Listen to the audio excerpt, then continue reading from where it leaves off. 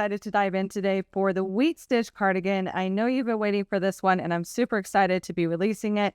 This has an amazing drape, amazing wheat stitch. This stitch I invented, oh gosh, it's been a couple years now, but I keep using it with everything because it's so popular and so fun to do. It's very relaxing. So for today's project, we're going to be using the Mighty Stitch worsted weight yarn. The color I'm using is Spruce Heather. It's a really nice yarn that has a nice feel to it. It's very soft. And then we will need a 5.5 millimeter crochet hook for this project. This is the dot hook, also available from Wheat Crochet. You'll want stitch markers always, especially when you're making garments. You want to have more than one stitch marker around to just keep track of your rows and stitch counts as you go. A pair of scissors, of course, to cut those yarn in, and a yarn needle to weave them in. And then also when you're making garments, a measuring tape. Because there's a few reasons. One, we want to continue to check our gauge. There's no way we can sit down and make an entire garment in one session, and our mood will change, our gauge may change. So you need to be checking your gauge while you're doing this project throughout different sessions of crochet. You'll also want a measuring tape to measure your body to make sure that you are choosing the appropriate size. So always go by measurement. Don't just always go by small, medium, large, that type of measurement. You need to measure your body, decide how much ease you would like in it, and then go by that.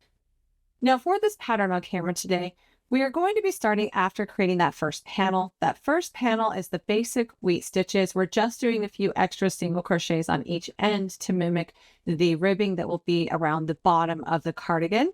So we're going to be jumping in after we have completed that first panel, which is really simple to do.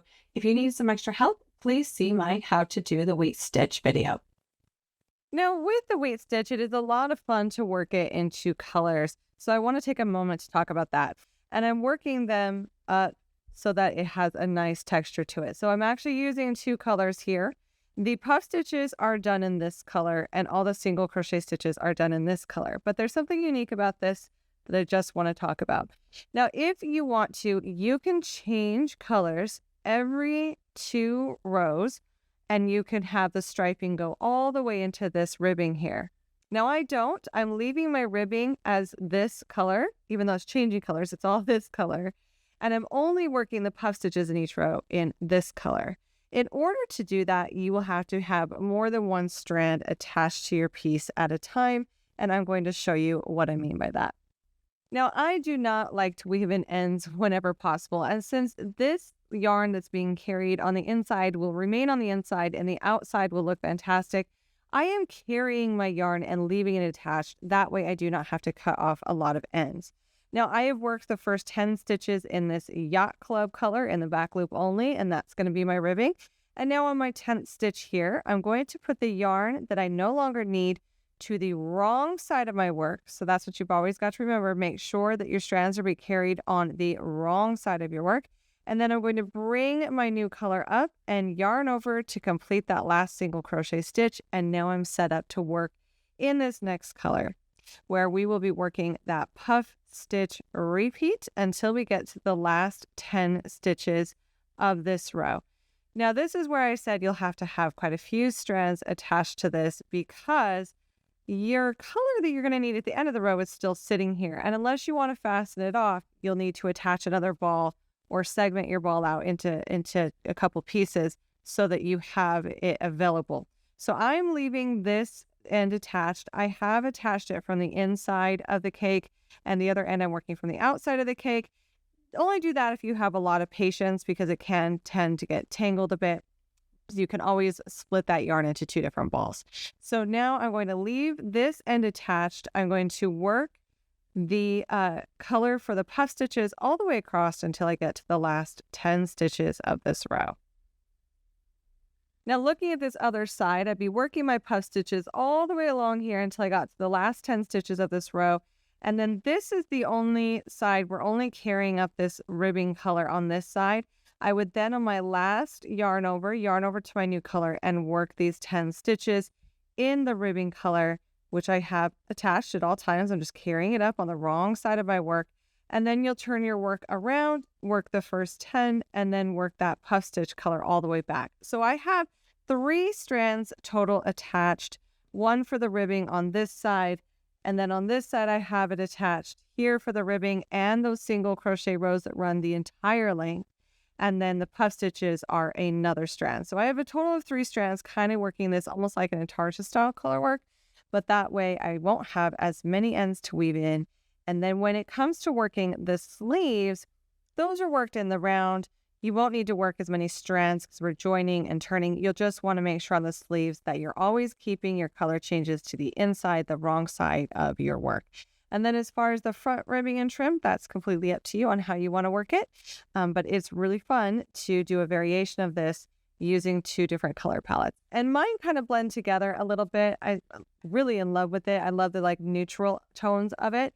But if you use 2 completely different colors, it would have a dramatic and amazing pop to it. Now, once you've made your long strip of fabric for that first section, and each end of it has those single crochet rows, which already adds a little bit of that bottom ribbing look to it without having to do it separate. So it's built right in.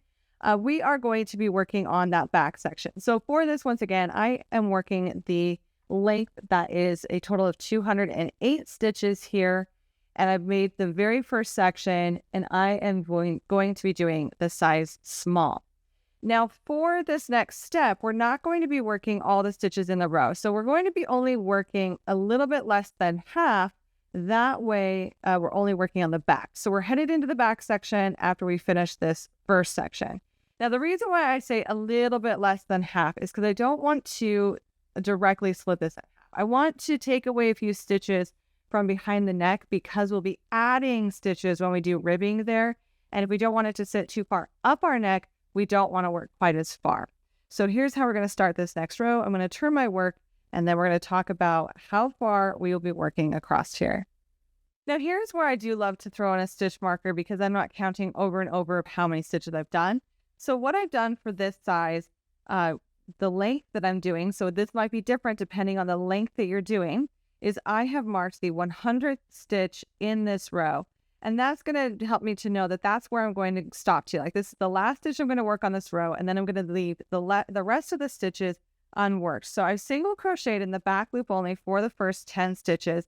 And then we're going to go into those puff stitches, and I'm going to work those puff stitch sequences. So working in that stitch pattern until I have 100 total stitches in this row, which I have marked on this side. Now, after working those 100 stitches, we are going to be turning our work. And I know we ended on a puff, and that's okay because we can work along the edge of the puff when it comes to doing this ribbing later around the front of the cardigan. But we're simply going to turn our work and chain 1, and we're going to start with our puff stitch repeat. So we're going to skip the first stitch and single crochet into the next, and then go back to that skipped stitch. And then when we get to the last 10 stitches of this row, we will single crochet in the back loop only, keeping that ribbing along that edge consistent. And now what we're going to do for this back section, because we're creating a space here, is then we're going to complete this row, and then the next 2 rows will be single crochet in the back loop only. And then we're going to repeat these rows again. We're going to do 2 more rows after that of these puff stitches, and then come on back. So it's just going to be, this section here is just going to be 2 rows of puff stitches, 2 rows of single crochet, and 2 rows of puff stitches, keeping them in pattern with the ribbing on the bottom. And then we'll come on back. We're creating a little bit of space here for behind the neck and giving it a little bit more width for a comfy fit. So now we have built up these rows that will sit behind our neck in the back. So they don't go the whole way. We're making space on the front where we will end up doing some ribbing. But for the back, we're just doing a couple inches here that will sit behind the neck. And then we're going to start on the other side of our fabric. Now I have done the rows needed. So I did a wheat stitch row, or 2 wheat stitch rows, 2 single crochet in the back loop rows, and then 2 wheat stitch puff rows again. And then I've done 1 more single crochet in the back loop to this point. So we're headed this way. And now we're going to need to start working along here. We want to build this panel again, but on this side of it, and we have to be able to build it into something. So what we are going to do right now is we are going to create foundation single crochets. Now, yes, we are in the middle of a row. So you're probably wondering how we do this, and this is how we do it. So we are going to go back into the base of the previous stitch worked, yarn over and pull up a loop, yarn over and pull through 1, and then yarn over and pull through 2. And that's our first foundation single crochet. Now we're going to continue to do foundation single crochets across here. So to do a foundation single crochet, now that we've done that first one, we're going to go back into the base of the previous stitch, which you're going underneath both strands here, so like that V. And then we will yarn over and pull up a loop, yarn over and pull through 1, yarn over and pull through the remaining 2 loops on the hook. And that's how we are going to foundation single crochet. And this is going to create that fabric as we work these stitches so that we go back to working the same amount of stitches we did down here. So notice how that's doing that. We're just creating that fabric across. So we will create those foundation single crochets all the way down. We're going to be matching then the total stitches that we had done on the panel over here. Now, since we have already done 100 stitches to the back of the neck point, we now need to create 108 foundation single crochet stitches so that we match the stitch count that we had started with on that first panel for that second panel. We're getting our stitch count right back to where we did on this first panel. Now, after completing the second section, this is the right side facing. And we have this really long panel. So we have the back part with our ribbing, we have our section behind the neck, and we have our front panels here that are also very long. At this point, I have not fastened off my yarn, so I've still got my yarn attached to the end so that we can continue on. We don't have to fasten off necessarily to continue on. So from here, we are going to fold this in half. And I want the wrong sides facing for this seam. That way, when we're doing the seam, if we're slip stitching it with our crochet hook, the slip stitch part is on the inside of our work, so on the wrong side. So what that means, we'll need the wrong side facing out. The right side has the ridges of these single crochet stitches that kind of poke out. The wrong side, they're kind of tucked in there. Now, it can be reversible. The stitch can be reversible, so if you prefer it the other way, that's totally fine. And now I'm just going to fold these down. And it is now starting to look like the center of a cardigan. So we can see once we do a seam, we're going to be leaving an opening for a sleeve. And this is going to be the front opening of the cardigan. Now, the reason why we have this set back a bit is because we're going to be having some ribbing, a ribbing trim around the front. And by dropping the back stitches, it won't come up over the back of our neck quite so high. Sometimes I'd like it to do that for the style, but for this one I dropped it so that it is a more cozy look. And now I'm simply going to grab my crochet hook and we're going to be doing some seaming here. I'm going to be turning this around so that I can start from this side easily with my crochet hook. Now I've got my sides together with the right side facing in, so the wrong side facing us, and we've got the ribbing bottom lined up. So we're going to be starting from the bottom, first slip stitching the ribbing together and then slip stitching across the rest, but we're just going to be going across here, and it will be a different stitch count depending on the size that you are making.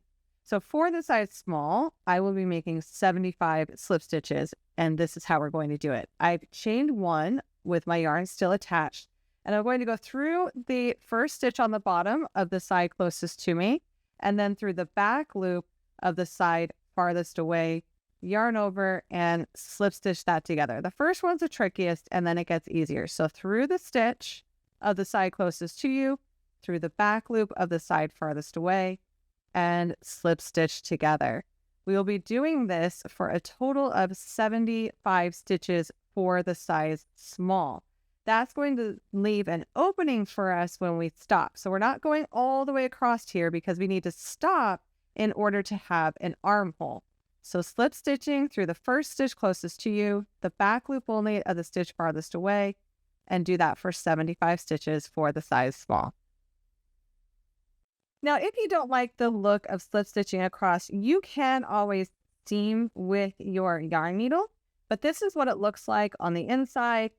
And then here is the outside. So is it a little bit more of an obvious seam than the pattern? A little bit, but I think for keeping that as least noticeable as possible, we did a pretty good job.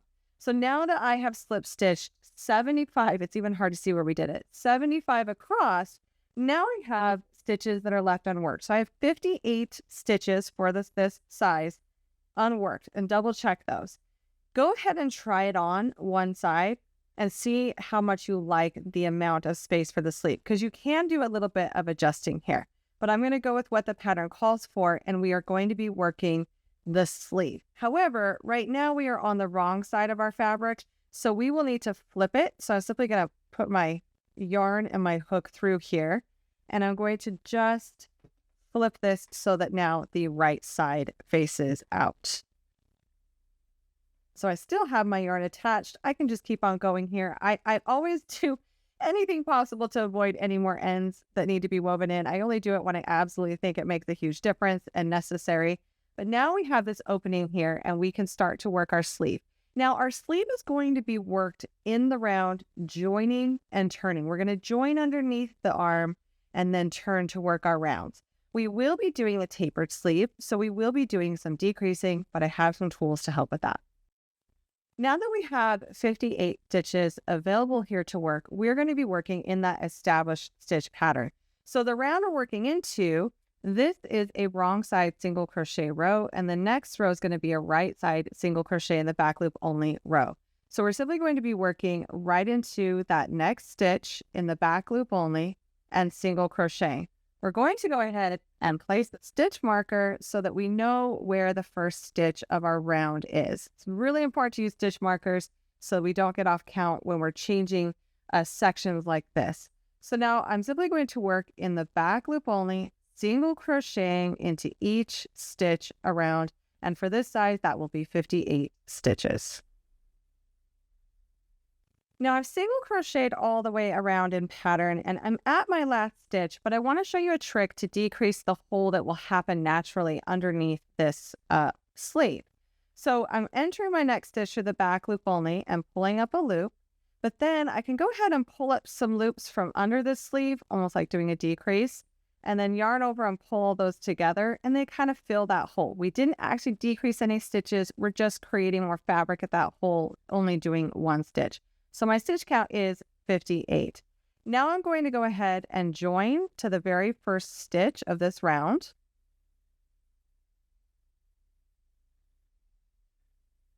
And then we're going to turn our work.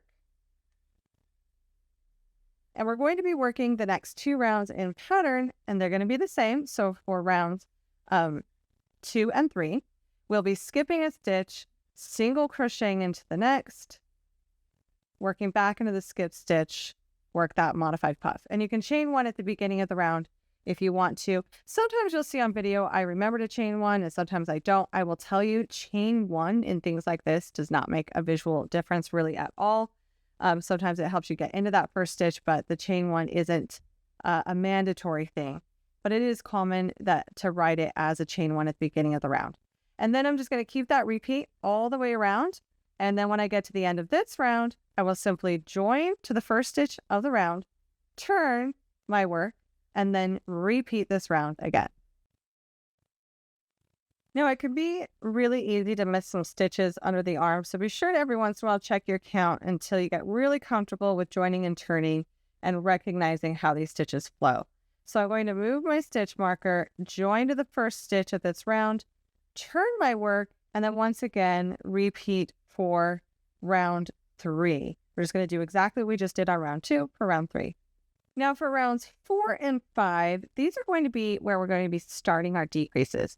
We're going to be decreasing on the single crochet rounds only, and we're only going to be doing one decrease at the beginning of each round. So I'm going to join at the end of round 3 with a slip stitch, turn my work, chain 1, and now we're going to start the decreases. So we will be single crocheting in the back loop only, like we do in our established stitch pattern for the entire round, but we're going to start our round by doing a single crochet 2 together in the back loop only, and then mark that stitch. So we've decreased by 1, and this is for round 4. And now for the rest of the round, we will simply single crochet around in the back loop only, and at the end of the round, we will join and turn. And then we will repeat this again. So we're going to repeat that decrease round again, where we will start with a single crochet 2 together, and then single crochet in the back loop only all the way around, join and turn. And then after that, we will be doing our puff stitch rows again where we don't decrease. And that's the pattern that we will be doing for the decreases on the tapered sleeve. Now, as we're doing these rounds and we're decreasing towards a tapered sleeve, we do need to keep track of what we are doing as we go. That's where we start to feel like we're getting stuck on Sleeve Island. And I know I hate that feeling, so I don't want you to hate that either. We want to enjoy the process and relax as much as possible. For me, that's watching my favorite show, listening to an audiobook. Now, in order to do that and not constantly be counting, even though you should check your stitch count once in a while, but to constantly pay attention and be like, okay, wait, what round am I on? How many do I have to decrease? I have created something called the Hook and Tally. This comes with the ad-free PDF. It'll be different depending on the size that you're doing, but essentially as you go, so I've done 1, 2, 3, and round 4 was our decrease round. You cross off each round as you go, and the darker color rounds indicate a round where you would single crochet 2 together at the beginning, where you would do a decrease. And this way, it's much easier to keep track of each round as you go, knowing and visually seeing when you need to decrease and how many times you need to decrease to get to the size of sleeve that you want. Now, I do want to talk a little bit about customizations. Try this on as you go. I have the decreases set based off the Craft Yarn Council. For this size, we are going to be decreasing all the way down. We will just have some rounds without decreasing around our wrist. Now, we do not have to do all the rounds. I've indicated the total amount of rounds based on the average. However, no one has the same length of arm. So if you need to do more or less rounds to fit the length of sleeve you like, please do so. Some people like it when it comes like longer over their wrist and it comes about a little bit longer. Or if you want to flip up the cuff we're going to do to be a fold over cuff, you may want to make those sleeves to the point where you know, okay, this is where I want it to hit at, when I flip up that cuff. Just remember, we will be doing a cuff, so you'll need to account for that because that will add more length on the sleeve. But at this point, we're going to work those stitches, decreasing that beautifully tapered sleeve until we get to the point of the cuff, and then I'll come on back. Now, for the size small, we continue to decrease in pattern until I have a total of 36 stitches. And then this is the length of the sleeve that I like once trying it on, because remember, we are doing a cuff. Now, you can adjust the cuff depending on how many starting chains you want to do, whether you want to do more or less of that cuff. But you'll need to do the sleeve the way that you like it. So I have in the pattern the generic measurements for a sleeve, but no one's arms are going to be exactly the same. So if you do need to decrease more often because you don't want it to be as long, you're going to do 2 decreases underneath the arm to do so in certain places, preferably closer to the body. And whatever you do, write it down on a piece of paper so you can repeat it on the other side. Before the size small, I've decreased until there are 36 stitches, and now we're ready to do the cuff. Now for the cuff, I'm going down to a 5mm hook to help pull this in a little bit more. You can adjust this how you want for the tightness of the cuff. So I'm going to start by chaining 8. Then we're going to work into the second chain from the hook with a single crochet. And I like to use those bottom humps. So we're going to single crochet in the second chain from the hook and then single crochet into each of the rest of the chains across. This means for this row, we will have a total of 7 single crochet stitches. And that stitch count is going to remain the same for how many stitches we're single crocheting into on each row. So if you want to adjust the ribbing, if you want it to be shorter or longer, we do that with our beginning chains to adjust that, but the rest of the instructions are the same. And now that we have worked all the way down those 7 stitches, we're going to start into a repeat here. So we're going to slip stitch into the next 2 stitches along the edge of the sleeve. And then we will turn our work, skip those 2 slip stitches, and working in the back loop only, we will single crochet 7.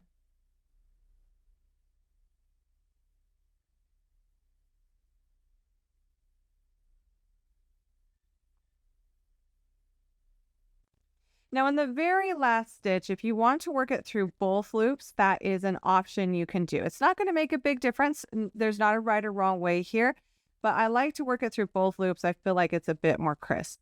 Then I'm going to turn my work and we're going to start the next row. Now for this next row, we're going to chain 1. and then working in the back loop only or through both loops for the very first stitch along that outer edge, we are going to single crochet in the back loop only for 7 stitches.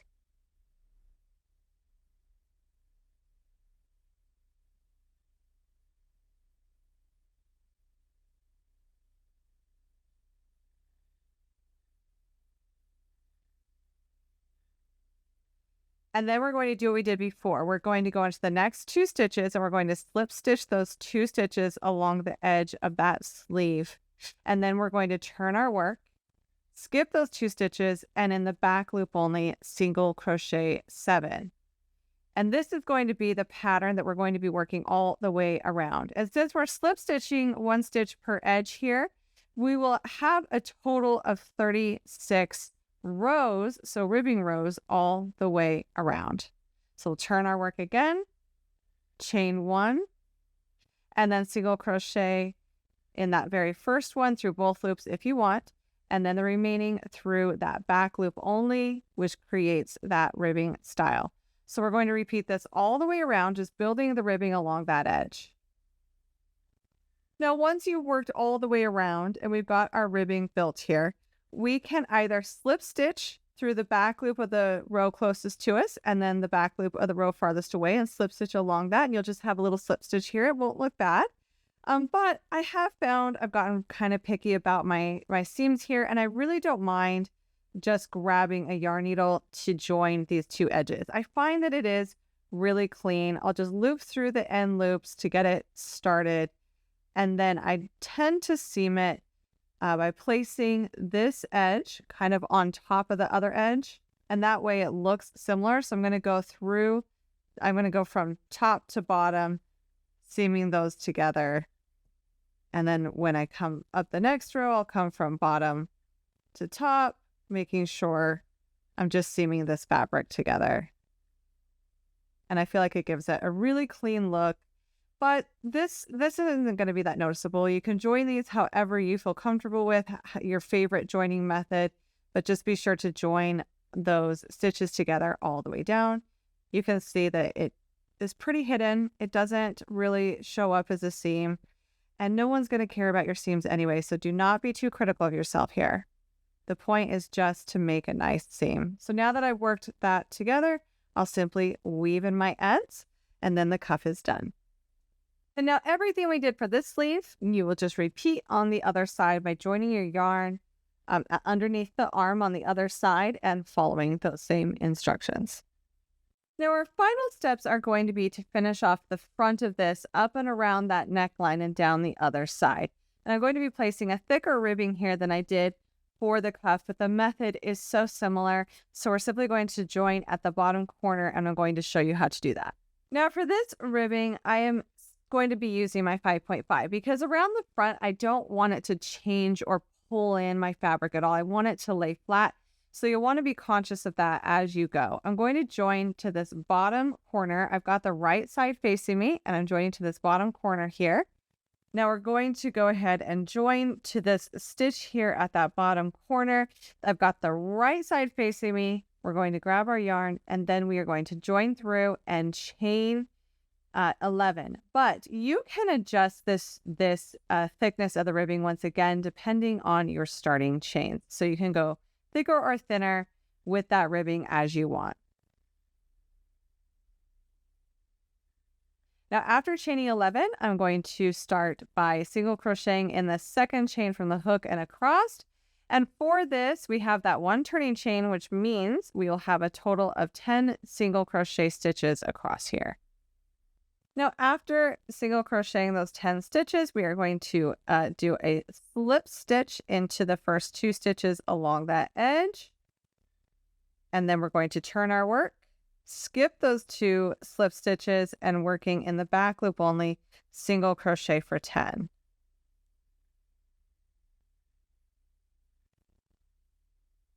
Now, after single crocheting in the back loop only for 10, we can turn our work. And if you want to do the very first outer stitch at the end and beginning of each row on this through both loops, you can. But I've chained 1, and then we're going to single crochet into that back loop only all the way across, and then slip stitch 2 from the end, the edge of the garment and then turn. So it's the same thing we've done for the cuff. You'll just be building this ribbing up and around.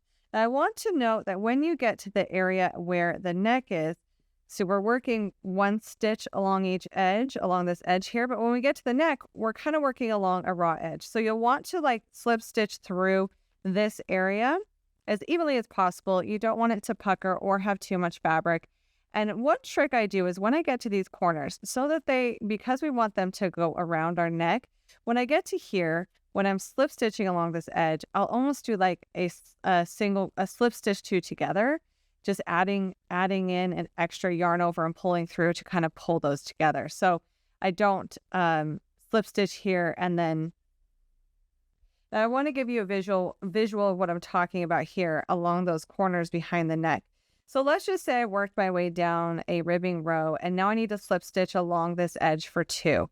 What I'll do is I'll insert into the stitch I need to do the first slip stitch and I'll pull up a loop and then I'll just go into this corner area and I will do that again and slip stitch those together. And what that does is it rounds out that corner a little bit better by just grabbing that extra fabric. And then you can do it again here if you need to kind of round out that edge. But it's really picky if you want to do that. If you don't, it'll look fine either way. You'll just want to work this ribbing all the way up and around the neck and all the way down to the other side. So this is a great time to watch a show. Now, once you worked your ribbing all the way down to the other side, the last thing you have to do is to fasten off and weave in those ends. So as you can see, the ribbing just goes right up and around the front of this. And then we are done and we are ready to wear this. Now you can give it a light block or a steam to the dimensions to make sure that it's nice and crisp and looks absolutely lovely for when you wear this out for the first time or the 50th time. This is a really fun one to make. I hope that you have enjoyed this, whether you made it in a solid or 2 colors. Be sure to hit that subscribe button and come back for some more fun projects soon.